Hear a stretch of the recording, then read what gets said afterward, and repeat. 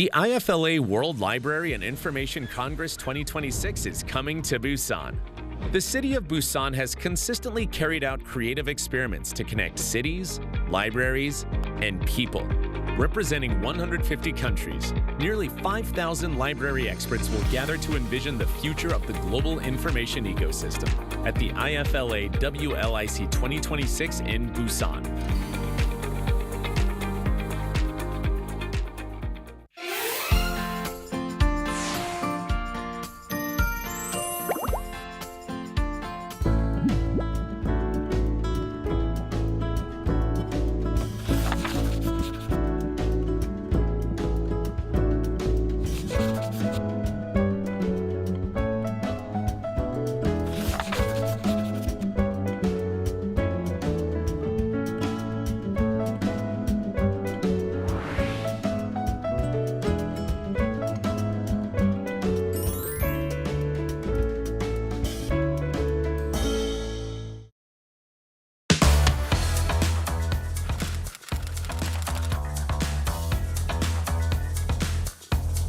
To set the facts straight.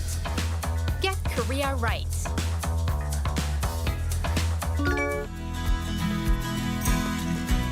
안녕하세요. 저는 방크에서 활동하는 홍단비 청년연구원입니다. 대한민국이라는 국가가 존재한다는 사실을 전 세계에 알리는 공식적인 징표이자 국민을 하나로 통합하게 하는 힘을 가진 이것. 바로 태극기인데요. 일제강점기 당시 태극기는 우리 민족을 하나로 통합시키는 구심점 같은 역할을 하기도 했죠. 대한민국 국기인 태극기에 대해 잘못 알고 있거나 오해하는 부분들이 가끔 발견되더라고요. 제가 태극기에 담긴 의미와 역사에 대해 제대로 알려드릴게요. 최초의 태극기는 1882년에 처음 만들어졌다고 해요. 이후 다양한 형태의 태극기가 제작됐다가 지금은 국가에서 국기를 체계적으로 관리하는 법을 만들어 시행하고 있어요. 태극기에 담긴 의미를 알아볼까요? 먼저 흰색 바탕은 밝음과 순수, 그리고 평화를 사랑하는 우리의 민족성을 나타내요. 태극기 가운데에는 태극 문양이 들어가는데요. 이 태극 문양은 우주 만물이 음양의 조화로 인해 생물을 얻고 발전한다는 대자연의 진리를 표현한 것이라고 해요. 다음으로 건공감리를 그려볼게요. 4개 모서리에 그린 사괴에는 각기 다른 의미가 있어요. 건괴는 하늘, 곤괴는 땅, 감괴는 물, 이괴는 불을 상징해요. 우리 선조들이 생활 속에서 즐겨 쓰던 태극 문양을 중심으로 만들어진 태극기는 우주와 더불어 끝없이 창조와 번영을 바라는 우리 민족의 이상을 담고 있답니다.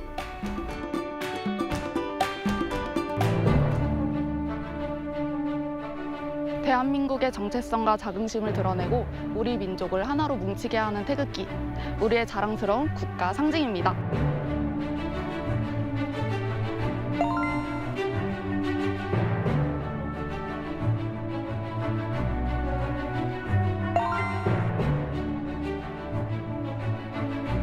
한국 바로 알리기. 여러분도 함께 해주세요.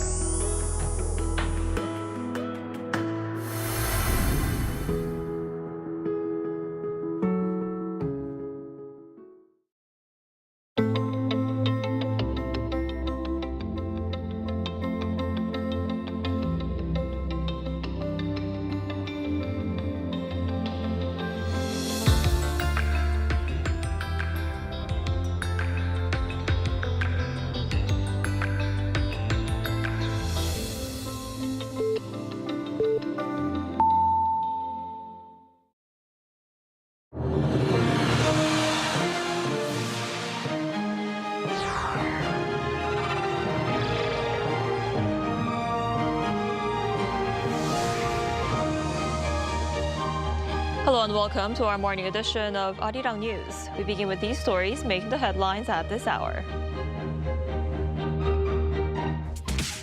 U.S. President Donald Trump has once again extended the deadline for Iran to open the Strait of Hormuz by 24 hours, pushing it to Tuesday, 8 p.m. U.S. Eastern Time. The move comes just hours after the United States announced that it rescued a second American airman from a military fighter jet that was down over Iran. Iran has warned it will target all infrastructure used by the U.S. military in the region if aggression against Iran escalates. Meanwhile, Iran and Oman are reportedly holding talks on options to ensure the smooth transit of vessels through the Strait of Hormuz. BTS has topped the U.S. Billboard 200 for 2 weeks in a row, setting a new milestone for K-pop. The group's latest album, Arirang, remained at #1 for a second straight week, marking the first time any K-pop act has held the top spot for back-to-back weeks. We begin this morning with the latest on the conflict in the Middle East. U.S. President Donald Trump is threatening massive strikes on Iranian infrastructure if Tehran fails to reopen the Strait of Hormuz by Tuesday, while simultaneously suggesting a diplomatic breakthrough is imminent.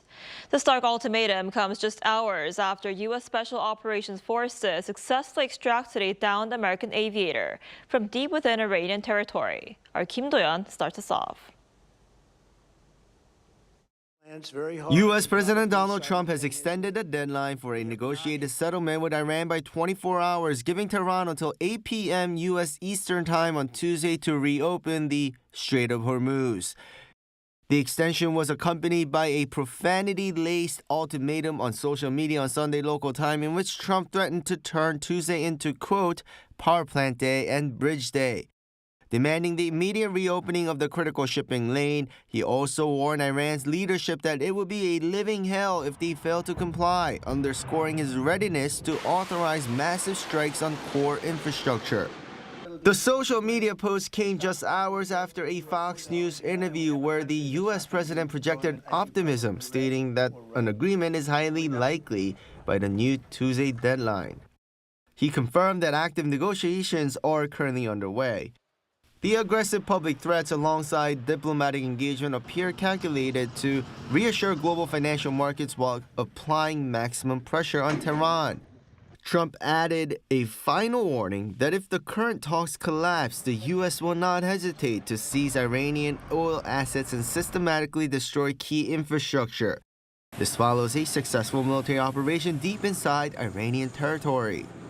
U.S. Special Operations Forces, spearheaded by Navy SEAL Team 6, rescued an American Air Force colonel, the second occupant of an F-15E Strike Eagle that was shot down over Iran on Friday.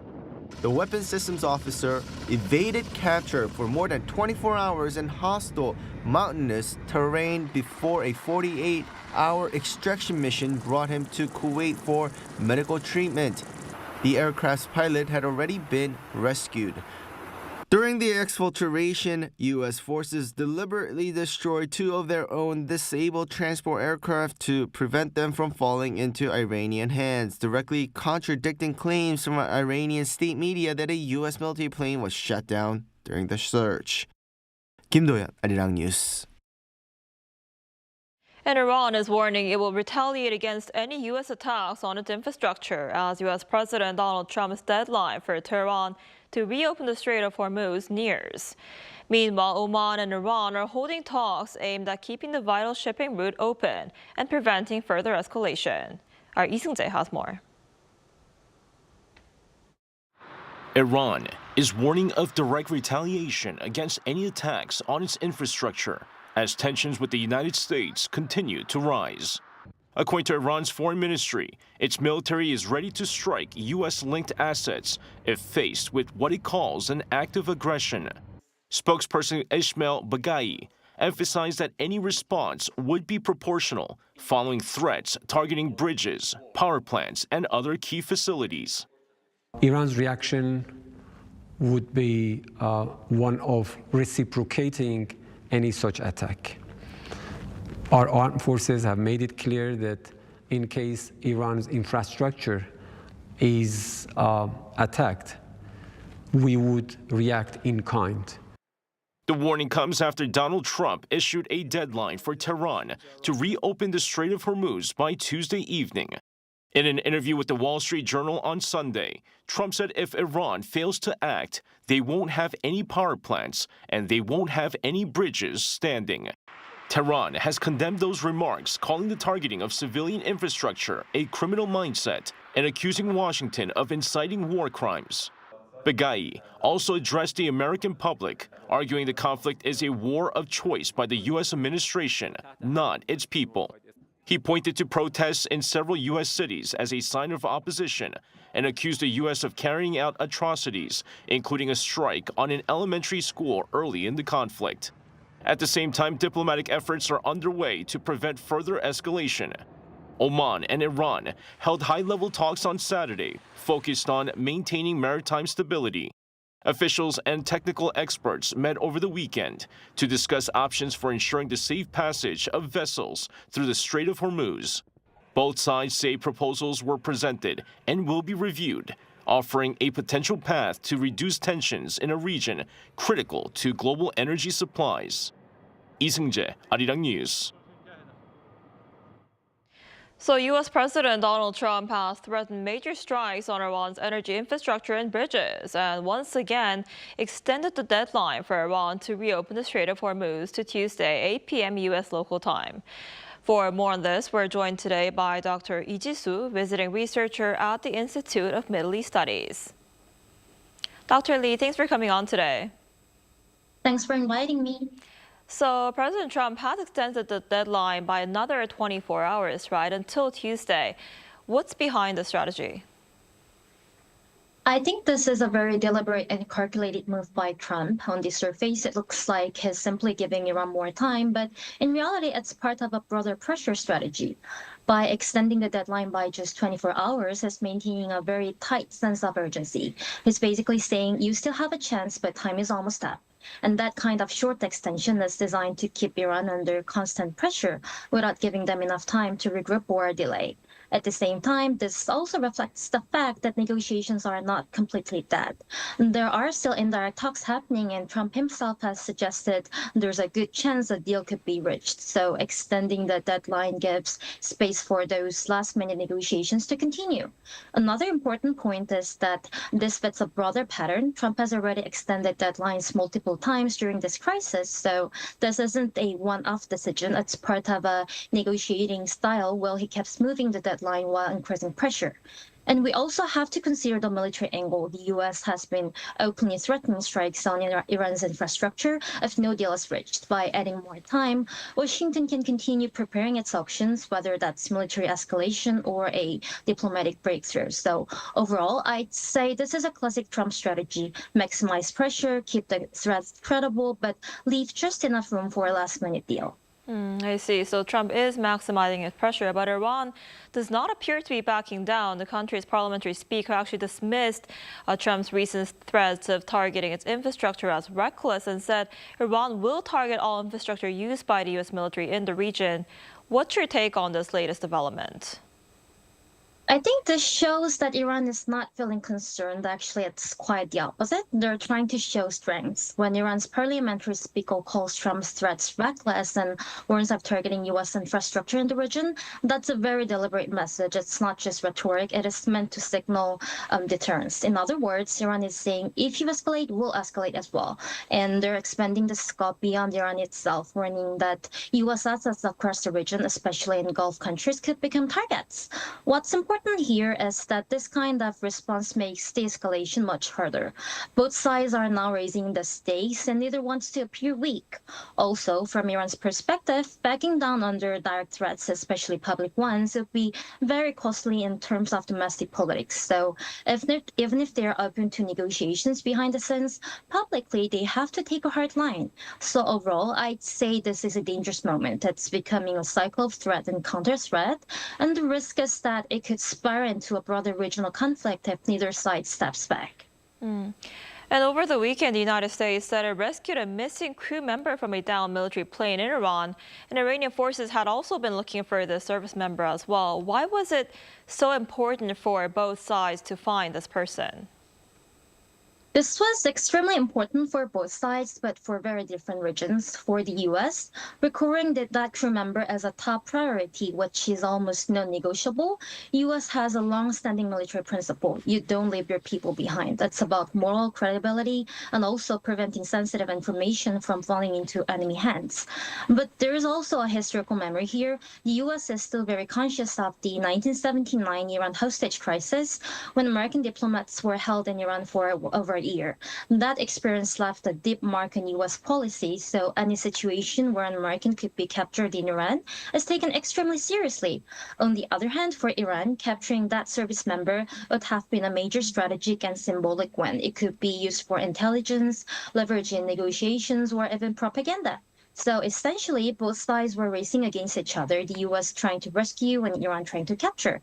That's what made this situation so dangerous. It wasn't just a rescue mission, it was a high-stake race shaped not only by the current conflict, but also by decades of historical mistrust. Right, absolutely. And U.S. military fighter jets being shot down in Iran.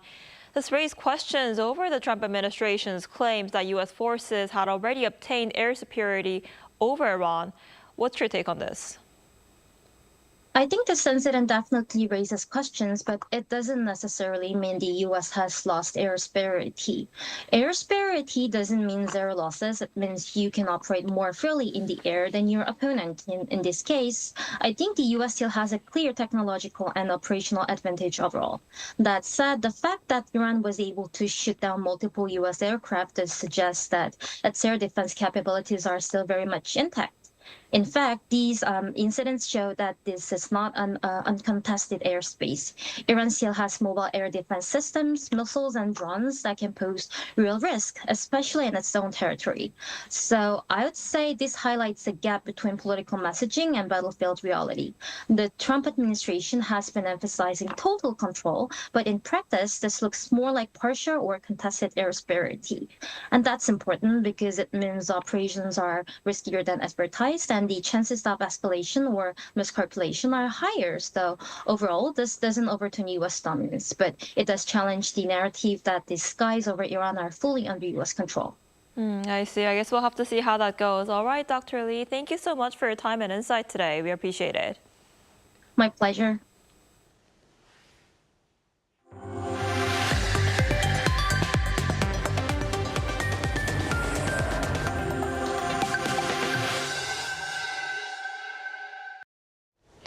BTS has set a new milestone in K-pop history, becoming the first act from the genre to top the U.S. Billboard 200 for 2 consecutive weeks. According to Billboard on Sunday, the group's 5th studio album, Arirang, remained at #1 for a 2nd straight week, ahead of Ye's Bully and Melanie Martinez's Hates. This marks the first time any K-pop act has held the top spot for back-to-back weeks. Previously, the K-pop Demon Hunter soundtrack reached #1, but not in consecutive weeks. The Billboard 200 ranks the most popular albums in the United States, based on physical sales, streaming, and track equivalent units. The National Museum of Korea has been seeing a noticeable surge in the number of visitors, and discussions are now underway about introducing an entrance fee for the museum. Our culture correspondent Park Gun-woo explains more. A must-visit free tourist destination in Korea? These days, the National Museum of Korea tops the list of many travelers, so much so that they make time to visit within their first few days in the country. But it was a good starting point because I could get a whole picture of what I could see afterwards in the whole country. Until closing time, visitors from around the globe make the most of every moment, capturing lasting memories. A bit where we got to actually flip the pages of the books that they would be using to log the different people, the different items they were using, and being able to interact in that way helped us get that better understanding. It was really unique. Through collaborations with K-pop, the museum is drawing even greater attention. That's evident in its recent collaboration with BTS, as it showcases detailed information about the historic Seongdeokdaewang Divine Bell, where visitors can hear its sound as featured on the group's latest album, along with related merchandise. I think having that as a point of reference to make everyone kind of like come and learn about history and like experience things and be able to like have those tangible interactions with like the exhibits and things, I think that just kind of ties it all together in a bow really nicely. With the surge in foot traffic, the museum has gained global recognition. Due to its popularity, this museum ranked third in annual visitors with over 6.5 million last year. That was followed by the Louvre and the Vatican museums, while surpassing the British Museum. Among them, international visitors exceeded 200,000 for the first time last year, reaching 230,000, around 4% of the total. However, amid efforts to enhance the overall visitor experience and improve content quality, some discussions are underway about possibly introducing an admission fee for the first time in nearly 20 years. Many major museums abroad have adopted paid admission systems. If it means higher quality content can be provided, it could be a better approach. A fee of around 5,000 to 10,000 won would not be overly burdensome. The expert added it could help build a more premium image for the museum, while strengthening its self-sustainability and enhancing the overall appeal of its content. 박건우, Arirang News. As we head into the second week of April, South Korea is officially in full bloom. Among the top spots to take in the season's signature pink and white hues is Seoul's Yeouido Cherry Blossom Festival. Our Chung Il-im was there. A canopy of pink and white has finally swept over the capital. After a series of unpredictable cold snaps, the cherry blossoms along Yeouido's Yunjungno Road have reached their peak, turning the road into a watercolor painting of flowers.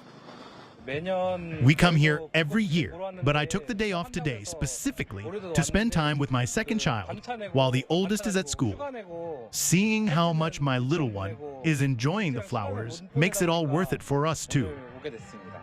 Yeah, this is my daughter and my son. Yeah, this is our first time here in Korea. The cherry blossom is so amazing. My friends from my academy and I finally found the time to come out here together. Seeing the flowers like this feels extra special.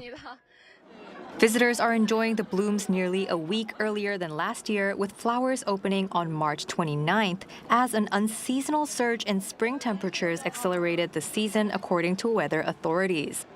Local officials report that over 340,000 visitors flocked to this area on Thursday alone, a day before the festival's formal start. This year, the experience goes beyond just a stroll under the trees. The festival is divided into 4 theme zones. Visitors can explore the art queue featuring local artists or catch a street circus performance between photo ops. They can also grab snacks at the food and beverage zone, with food stalls run by local youth startups and traditional market vendors. With the festival running through Tuesday, the city is prioritizing pedestrian safety. Traffic on nearby roads will remain fully restricted until April 8th. Officials are strongly advising visitors to use public transport. Cherry blossoms represent the end of a long winter and the beginning of a vibrant spring. The festival is expected to draw millions more over the coming days, all here to witness the capital's stunning transformation. Chung Il-im, Arirang News.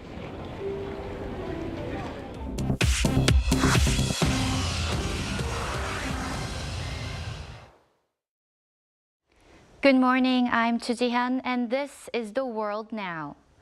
Serbian authorities on Sunday discovered explosives planted near a pipeline in northern Serbia, which carries Russian gas into Hungary.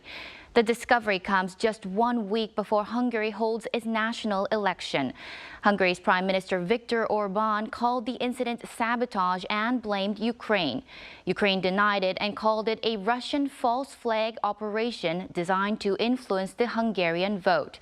Adding to the suspicion, a former Hungarian intelligence official said security circles had already been privately discussing a plan for exactly this kind of staged attack.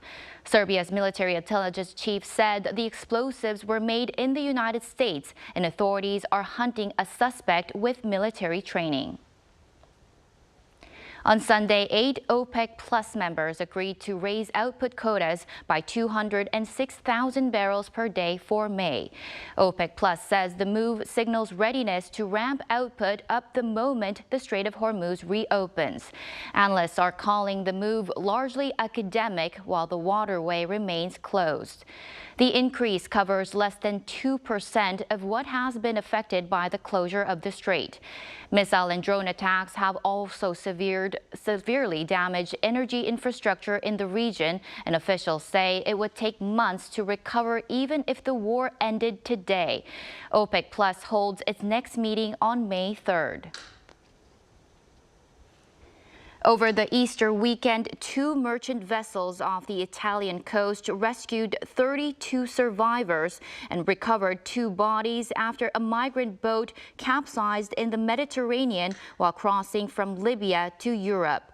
Survivors have reported that 71 others drowned at sea. Italian Coast Guard transferred all survivors to the island of Lampedusa. The International Organization for Migration reports at least 683 people have died in the central Mediterranean this year alone, one of the highest annual death tolls since 2014. Pope Leo made his Easter Sunday address to thousands gathered in St. Peter's Square in Vatican City and called on world leaders to lay down weapons and abandon all desire for conquest and domination. The first American pope also warned that humanity risks growing dangerously numb to violence and announced he will host a special prayer vigil for peace at the Basilica on April 11th. Last week, Pope Leo appealed directly to U.S. President Donald Trump and urged him to find an off-ramp to end the Iran war.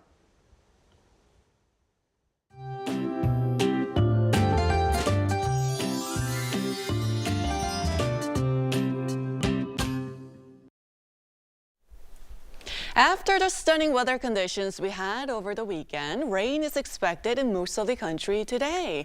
Showers will spread nationwide through the morning, and the capital in Jeju will see around 5 millimeters of spotty rainfall.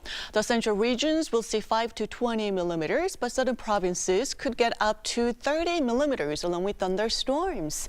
Adding to that, yellow dust may mix with the rain, so make sure to keep an umbrella handy even though the rain might be spotty in some parts. And that rain will bring cooler air to the country. Highs will be 2 to 3 degrees lower than yesterday. Seoul will be getting up to 15 degrees Celsius with sunnier skies expected in the afternoon. Daegu will be topping out at 16 degrees. And tomorrow it's going to be much breezier. Then another band of nationwide rain on Thursday will bring cooler air to the country. Make sure to dress accordingly to stay well this week.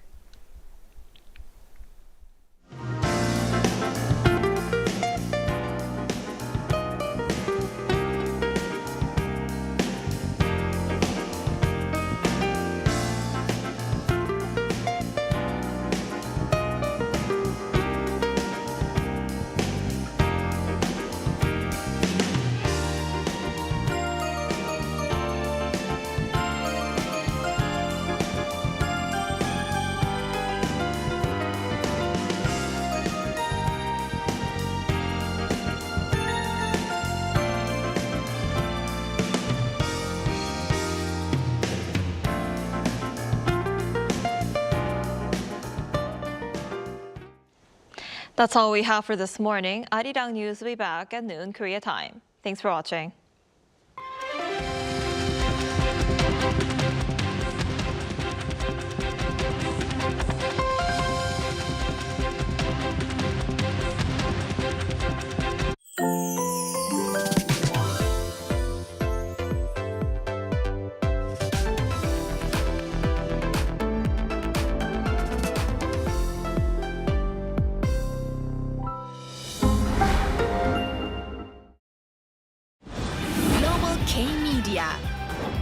Arirang. As Korea's representative global broadcaster, Arirang bridges Korea and the world through media exchange and delivers accurate information about Korea in the global community.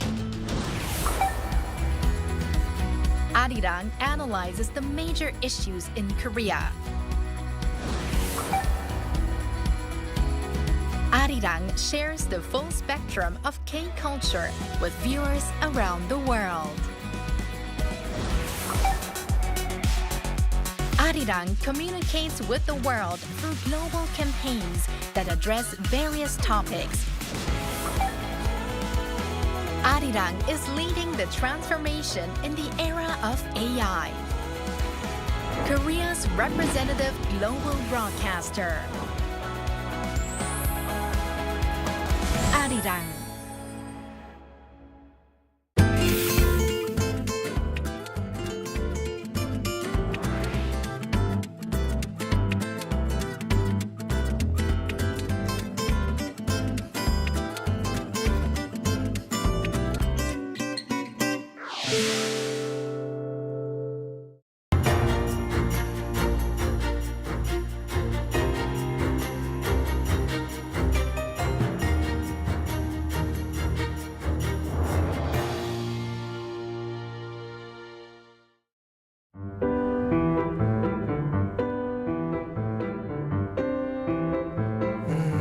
저희 누나가 발레를 하다 보니까 자연스럽게 누나 발레 학원에 따라가서 누나가 하는 모습을 보니까 저도 하고 싶다고 생각이 조금 들어서 발레 음악에 맞춰서 아무 춤이나 추다 보니까 그냥 그 음악에 맞춰서 제가 몸을 움직이는 게 재밌다고 느껴졌었는지 발레를 계속 하고 있더라고요.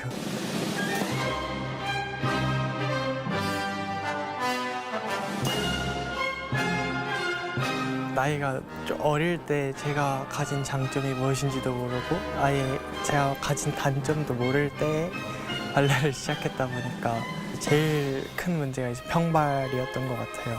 평발이다 보니까 발레를 할 때 쥐가 조금 많이 나는 편이라 그거를 견뎌가면서 춤을 계속 춰야 했던 거 그게 가장 극복하기 힘들었던 것 같고요. 제가 다리가 다른 친구들보다 조금 두껍다고 해서 제 다리를 조금 싫어했었는데 근데 이제 로잔에 갔다 오고 나서 오히려 제 다리에서 나오는 파워풀한 힘이 좋았다고 해주시는 분들도 있다는 걸 느껴가지고 그 두 개가 가장 극복하기도 힘들었고 기억에 남는 것 같아요.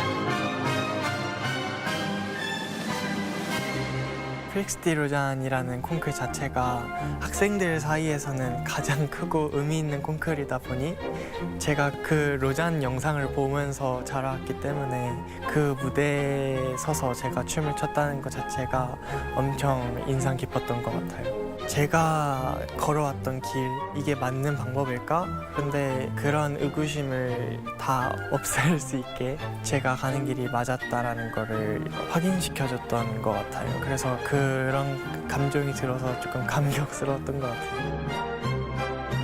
한 배역에만 잘 할 수 있는 명수가 아니라 어떠한 배역을 받아도 다 넣어서 소화해낼 수 있는 그런 스펙트럼이 넓은 명수가 되고 싶습니다.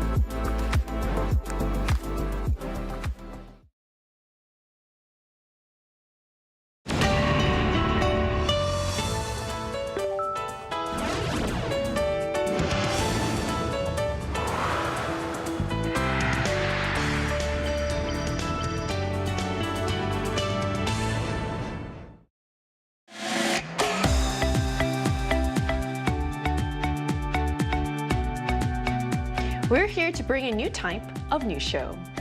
New insights, new science, and new topics every day. We are News Generation. Bringing news just for you. It's Monday, April 6th here in Seoul. I'm Isujin, and this is News Generation. Joining us today for the first time is Collins. Good to be here. Good to have you, and also Kim's with us. Happy Monday. Happy Monday. And both are here to speak on behalf of people in their 20s and 30s. So we're kicking off a brand new work week, and what better way to start than with something new here in the studio. So we're a show dedicated to millennials and Gen Z, so we're always looking for better ways to connect with our audience, and today we're introducing these sleek new name tags that our panelists have to do just that. And also joining us in the studio for the very first time to represent Gen Z is Colin. So Colin, great to have you. Can you tell us a bit more about yourself? Thank you so much for having me. Great My name is Collins, originally from Kenya. I graduated from Yonsei University, and currently I'm working as an IT technician at one of the pharmaceutical companies here in Korea. We're very excited to have you on today. So we're going to talk about something that's traditionally been very popular with older generations, public bathhouses. But recently they've been making a comeback among younger crowds as well. So Kyun, have you ever been to a public bathhouse before? Yes, in fact, many times when I was much younger, not so much these days. It's actually called 목욕탕 in Korean, but you commonly more see the word sauna in Korean, which basically means sauna, to actually find one and to recognize one here in Korea. Now, before I went to Australia, I would actually go to a public bathhouse, I think almost every Sunday with my grandfather or my dad, and it always became like a ritual for many Christians going to church on a Sunday. And when I did go to these public bath houses, I really enjoyed jumping from the hot tubs to cold tubs, back and forth, playing with my toys and water guns, more than actually the washing and scrubbing itself. I mean, as a kid, I agree. As a kid, you know, the kids would just run away, you know, from their dads and grandfathers. And in Korea, many Koreans, for Korean dads, their wish is to actually go to a public bathhouse with their sons, or have them to scrub their backs, because it's really hard to scrub your back by yourself unless you have a really long towel. But for many Korean dads here in Korea, it's a very like a Korean thing for them to go to public bathhouses with their sons, which I've done many times. But as I grew older, I became very awkward to go to a public bathhouse. Yeah, you kind of, I can imagine. I should do it more often, when I can. You also see a lot in shows, like dramas as well, where different generations, like sons and their dads sit in a row and then they scrub each other's backs. Do women have that as well? Like, do women have that kind of cultural thing where their moms want their daughters to rub their back? I don't know if I just wasn't part of that tradition, but I feel like it's less among women. That's good for you. So it is such a warm, nostalgic tradition, something many can relate to. So Collins, what about you? Have you ever been to a public bathhouse here in Korea? Yeah, I've never been to a Korean bathhouse, surprisingly. But the thing is, it's quite intimidating as compared to Kenya, because in Korea you have to remove all your clothes and get in. And in Kenya you don't have to remove all your clothes. There's a big difference. So imagine why it's intimidating. So, but recently they've become so popular that I want to visit. I want to visit them and at least get the experience of a sauna or a bathtub. Right. So, I mean, there's still a lot to explore, and I think a lot of first-timers can relate to that initial hesitation, but there are also several reasons why it's becoming so popular. So we're going to talk more about this, but first, let's take a look at the screen.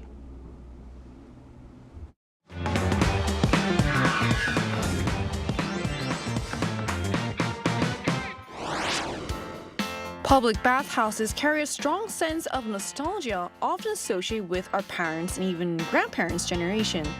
They're also deeply rooted in tradition, with many Koreans visiting bathhouses before important occasions like weddings. But now, this once old-fashioned space is gaining fresh attention, both overseas and among younger generations here in Korea. Today on News Generation, we take a closer look at why bathhouses are trending among millennials and Gen Z, what you can eat and enjoy there, and our personal tips on how to make the most of the Korean bathhouse experience. Just as we saw in the video, bathhouses are more than just places to wash. They're deeply tied to everyday life and tradition in Korea. So let's take a closer look at where it all began. So Kyun, what defines Korean bathhouse culture? What's the history behind this? Many international viewers would actually have a good understanding of this. Korea, a long time ago, was a very, very poor country, suffering colonization and war, to becoming now one of the most developed and wealthy countries, becoming a member of the OECD. Hence, back in the 1980s, bathing method, back in 1900, many households didn't have a even constant supply of hot water. Therefore, these family members would actually go to a public bathhouse to have a proper wash. And like I mentioned before, it actually became a family ritual, especially they would go to these public bathhouses before big events like weddings or national holidays. And the most traditional bathing method is to actually soften your skin by going into a hot tub and then exfoliating by scrubbing it off vigorously with a bathing towel called iteri towel. Now, it's literally iteri, meaning Italy. Now, it's not made in Italy. The fabric itself was actually imported from Italy from the beginning. So that's why we still use the word iteri towel, meaning, you know, bathing towels. And furthermore, a few years ago, Conan O'Brien, a famous American TV host, came to Korea to visit one of these public bathhouses to experience it firsthand. And it drew a lot of attention widespread globally. And finally, after a refreshing bath, a lot of young people would top off their very clean bathing experience with a banana milk, a chilled banana milk, or banana uyu in Korea, or even a coffee milk. And it's pretty much like an unspoken rule here in Korea among many Koreans. Right, and all this shows how bathhouses were not just about hygiene, but also about family, routine, and shared experiences, drinking banana milk and coffee. But now that culture seems to be evolving in an interesting way. So why are bathhouses trending again among young people, especially Collins? Yeah, so a few years ago, public bathhouses were mostly part of the middle culture and the middle age culture.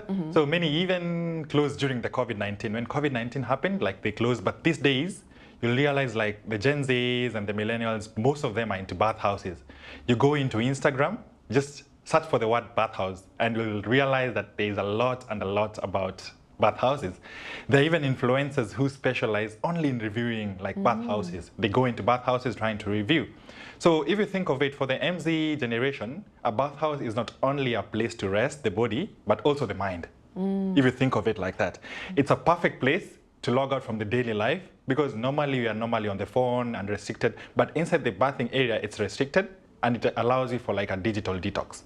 And on top of that, you have to realize that bathhouses offer various healing experiences, such as body scrubs, massages, and like sit baths, which are very nice.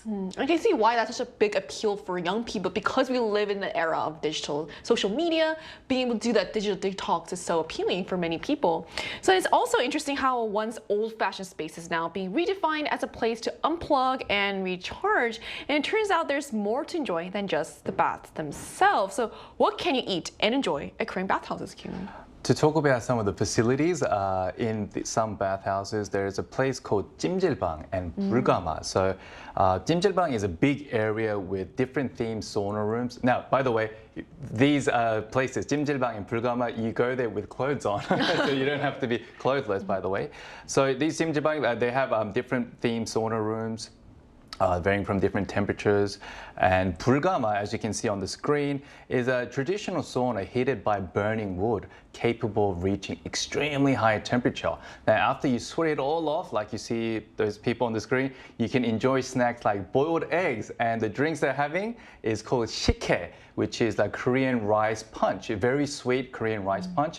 And there's also like the 매실차 as well. You can drink as well, like sweet plum drinks as well, and you can even have like tteok, which is Korean rice cake. Now, there's even foods like miyeokguk, which is seaweed soup. There's 육개장, spicy beef soup, or even bar-style dishes like fried chicken topped with beer. So basically, you can go there to sweat it all out, wash, cleanse yourself, and even eat there and drink. And plus, there's a lounge area where you can actually just lie down and even sleep and watch TV and pretty much just relax. And on top of that, many 찜질방 is becoming a really, really hot dating spot for many young people, because in these areas, there's also like singing rooms, and there's like fortune-telling services on top of like arcades. So it offers a variety of entertainment sources, at the same time offering like a resting area. So And I think it's a great place to go on a date because at the end of the day, it's very affordable. Exactly. For all the things you can do there. Yeah. You can go there and spend a whole day there. Pretty much. Because there's so much, like you mentioned, there's so many things to do. And there's also ones that are more like, I guess, luxurious. They kind of have a resort-like feel nowadays. So it's really great. And all this explains why. Some people go just for the food and also the experience. So we also want to hear directly from our viewers. So we ran a poll on the Arirang News YouTube channel asking, what do you most want to experience at a Korean bathhouse? So here's what the results showed. So according to our poll, the top thing people want to experience at a Korean bathhouse is the classic body scrub, taking 51% of the vote. Food came in next at 34%, showing that bathhouse snacks are a big part of the appeal. Fortune telling drew 11%, while entertainment options like karaoke and arcade games trailed at just 4%. So it is interesting to see that scrub came out on top. It really highlights how people are most curious about that uniquely Korean hands-on experience. And to gain a personal and in-depth perspective, we're going to speak with someone from a different country who often frequents Korea's public bathhouses. And that conversation is coming up right after the break, so don't go anywhere.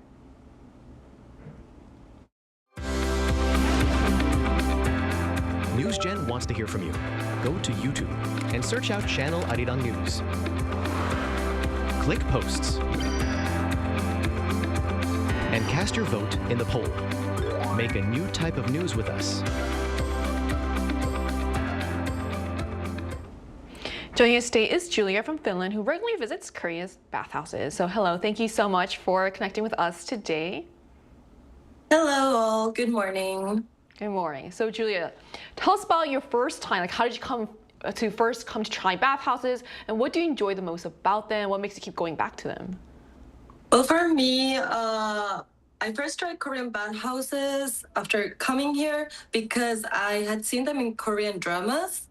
Because always the ladies go to the bathhouse, they hang out there with their friends, the neighborhood people.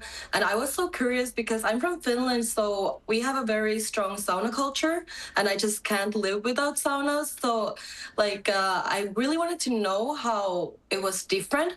But honestly, I was quite scared, nervous when I first came to the Korean bathhouse because I didn't know what were the rules, what is the etiquette, what do you have to do first. But after going there, I realized there is nothing to worry because Korean bathhouses are so lively. The people are so nice. And one of my favorite parts actually is making new friends with the local ajumas because they are so talkative, they're so curious, and they are always ready to help you with anything. And of course, because it's so cheap, you can have the whole day in the bathhouse and you will not be bored. So, Julia, how do Korean bathhouses compare to the Finnish saunas? Well, in Finland, actually, we have our saunas mostly at our homes, so it's more private. We just focus on the heat. It's quite quiet, and of course, we don't wear clothes. So I was so surprised when I first got my set of shorts and t-shirt when going to sauna. It was something very new to Finnish people.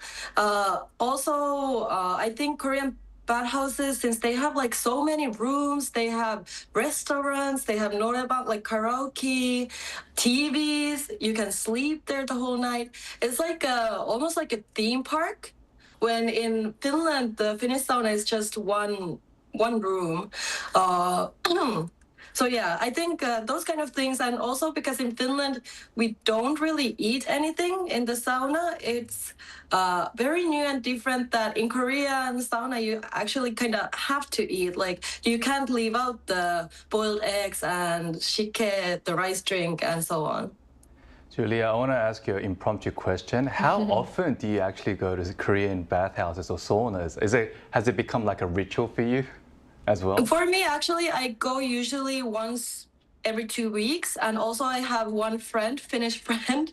We have monthly bathhouse date. So we decide on one bathhouse we are going to check out, and we just spend the whole day there talking and eating, because you can get everything solved actually in the bathhouse, so you don't really have to go to anywhere else.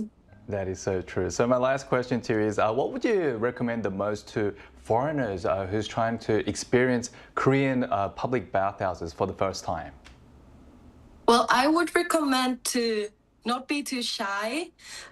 It might feel a bit uncomfortable at first if you're not used to that kind of environment, but no one is there to judge. So just take your time, follow the basic etiquette, try every different room, and just be brave about it. It might actually feel from foreigner perspective that sometimes people might be staring at you because you're a foreigner, but I think it's very important to know that no one is doing that because of any bad intention. It's more about curiosity, and also they want to check if you need any help, because sometimes foreigners visiting the first time don't know the basics or how to do stuff. So there's nothing to worry about. And if you go to a Korean bathhouse, even if you feel awkward, you have to do the full body scrub. It's so worth it. It's so refreshing, and your skin will feel amazing, very soft for days after. Well, I hope you can get your next body scrub very soon, Julia. Yeah. Thank you so much for when I'm joining us. going. Yeah. Great. Thank you so much for joining us today. Thank you so much. Thank you. Thank you. We just heard from our guest from Finland about what keeps her coming back to Korean bathhouses, how Korean bathhouses compare to Finland's, and what she would recommend to visitors visiting for the first time. So those comparisons really show how each country brings its own unique twist to bathing culture. So let's take a step back and look at the global picture. So how do bathing cultures' colons differ around the world?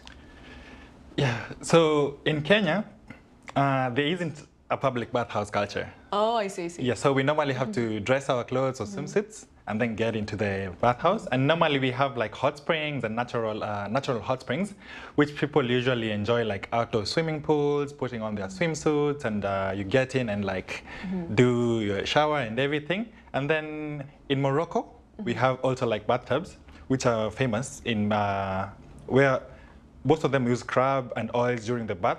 And it's a developed culture in Morocco. And then when you go to Turkey, we have the hammams, which are similar to Korean public bathhouses, and body scrubbing, which is also a part of their tradition. Just to give you an example of myself, when I've been here in Korea for the 10 years, I've been playing soccer with my friends. And then after playing during the hot days and everything, you'll realize that you sweat, and after that, most of my friends are like, let's go to the bathtub, let's go to sauna. But I find it quite intimidating because... So it's the first time you heard about this, I exactly. So I end up like, should I go or not? Should I go or not? Because at the end of it all, it's not something that I'm used to. In Kenya, like me undressing, but it's something that I really... to undress, even if they're your friends. Exactly. Right? Yeah. The thing is, I really want to try it. So very soon, I'm going to give it a try and come back with good feedback. Maybe you should call back your friends from college to play, and then do that after playing soccer. Oh, for sure, that's what I'm gonna do.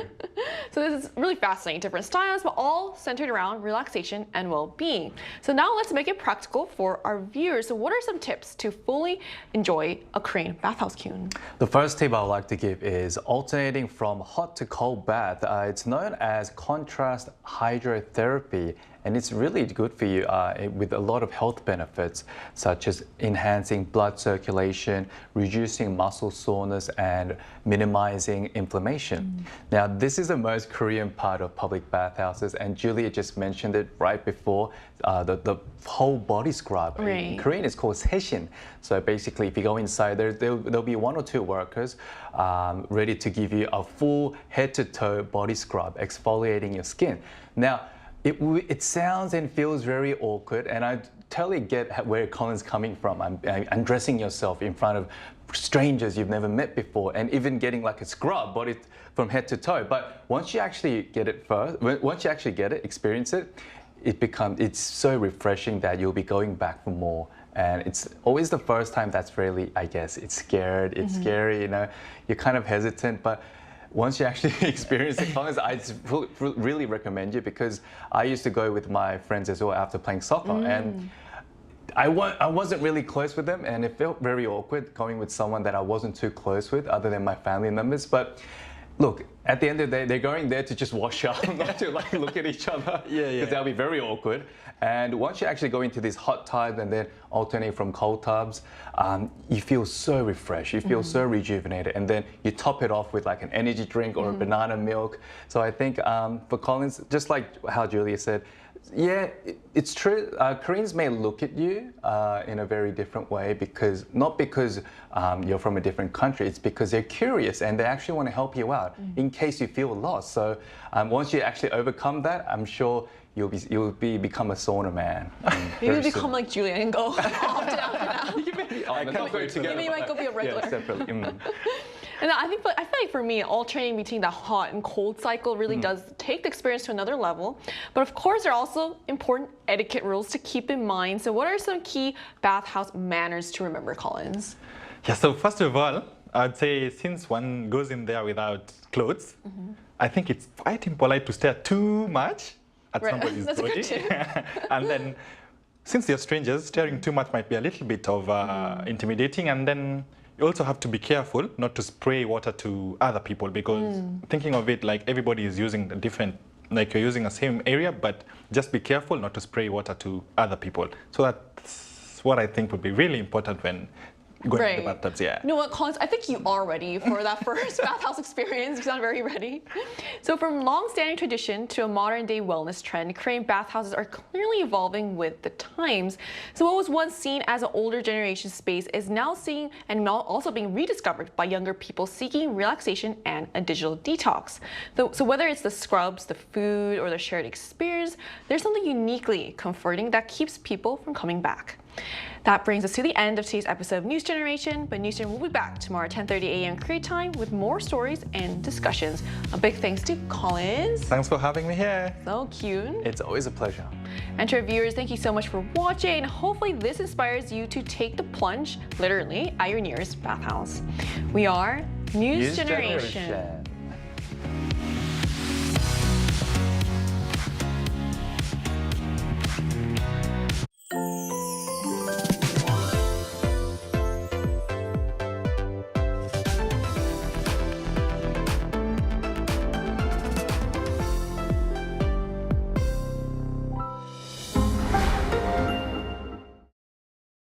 How to survive in Korea. Cafes. Step 1. Find a seat. Before ordering, find a seat. Laptop, ID, smartphone, jacket, whatever that can mark your territory. But no bites. It's a little too big. Step 2. Pick up. We do not ask or call your name. We call out, B69 고객님. The buzzer will vibrate when your order is ready at the counter. Wait, got your straw? Keep the top of the wrapper on. Doing this is more hygienic. Step 3. Cafe etiquette. If you need to use your laptop, find a seat next to a socket. No extra charge for using electricity. But if you're staying over 3 hours, how about ordering another drink or dessert? Step 4. Last bite standing. There's a mysterious custom in Korea. The last bite standing. When there's about 1 bite left of that cake, nobody will go for it. You might be tempted, but don't be hasty. Right before you get up, take the last piece saying that you simply can't waste food, or just leave it. It will save a few calories. Did you survive at the cafe? Did someone behind the counter catch your eye? Go for the same drink every single day. 오늘도 아이스 말차 라떼 드실 거죠? You might make an impression,